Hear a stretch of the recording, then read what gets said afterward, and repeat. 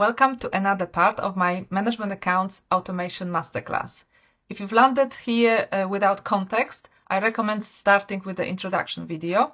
It's linked below. Everything you need to follow along is in the description. Let's get into it. So here we have to bring in also figures for current year and previous year, but we want year-to-date figures. So the same formula will work.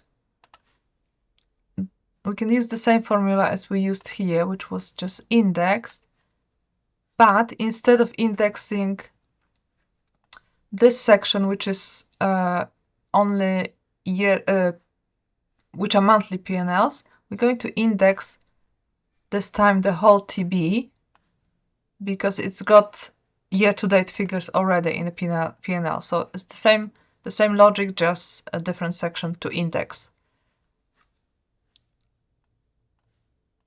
So let's do that. So we'll have index for current year. I just need current year, the whole TB, because I don't know where my P&L starts. It's going to be dynamic, so I cannot. I'm just going to add one extra.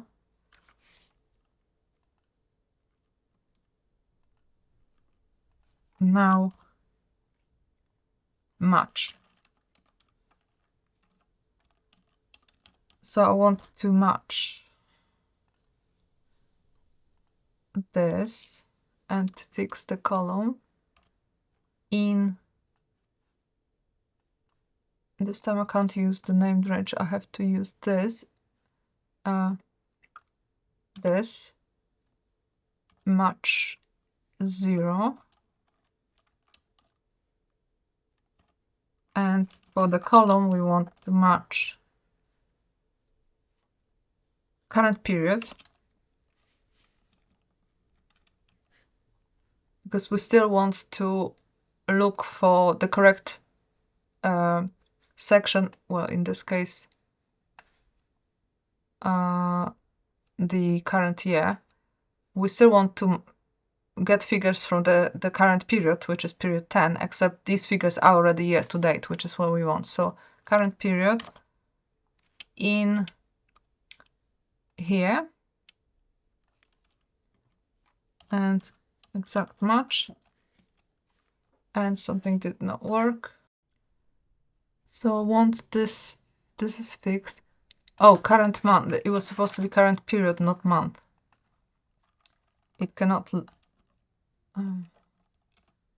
There you go. So this is and minus. So this is our P&L for a current year to date, and for this one is index. Now for this one we're indexing also P&L, the whole balance sheet. Balance sheet actually, but previous year. Fix it, and we're matching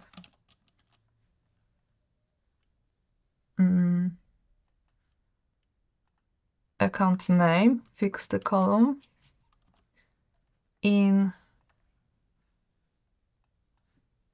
this array. Fix it and match 0, exact match. And then for column we also want current period, because it's going to be the same, except we're looking for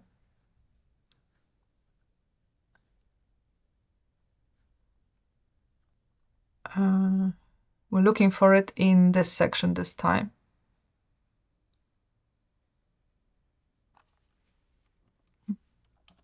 An exact match. And this looks good, because I think that's what we had before. Yes. Before, when it was just a figure, it was exactly the same, except the minus again. So this looks good. I can now copy this. Okay, so here we've got plus. And now we will copy this.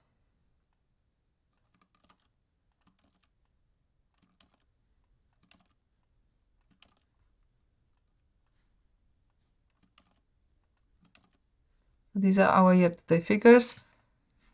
Next, we will change, make dynamic the heading with dates.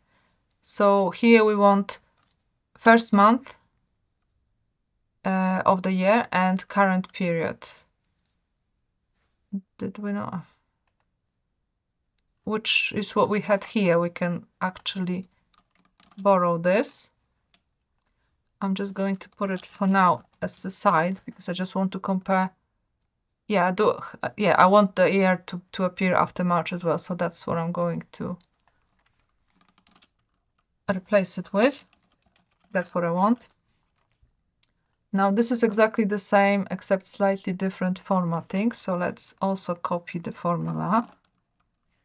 Let me just copy this so I can see how I want it. It doesn't have to be exactly the same way, obviously, but I'm trying to get it the same way. So this is my result, but I want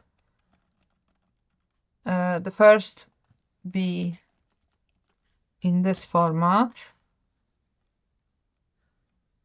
and I will add year, and the second I want to be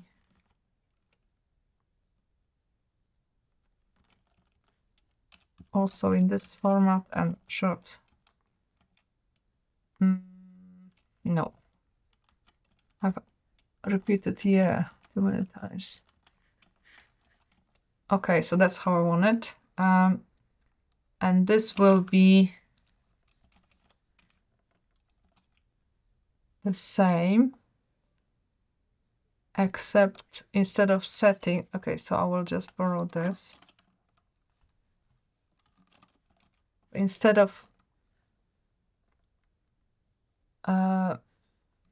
previous, we now want previous year start. What do we have here? We have this, and we have this as well. So yes, so we can use these. So instead of B1, I can use B4 and then B7. So this will be B4, this will be B7, and now is what I want. And then I'm going to add and this previous year. Close. Okay, so that's how I want it to look. Get rid of this now. So this is dynamic, this is dynamic. All figures are dynamic. And now final thing, check to TB. Let's copy this and see what we need to check. So this should be a similar formula. So now we want to return P&L year to date. So do we have this data here? Just the P&L figure? We don't. We have the total of it, but we don't have. So I can add it here. Just copy this. Year-to-date P&L. And this will be this plus this. And the same for current year.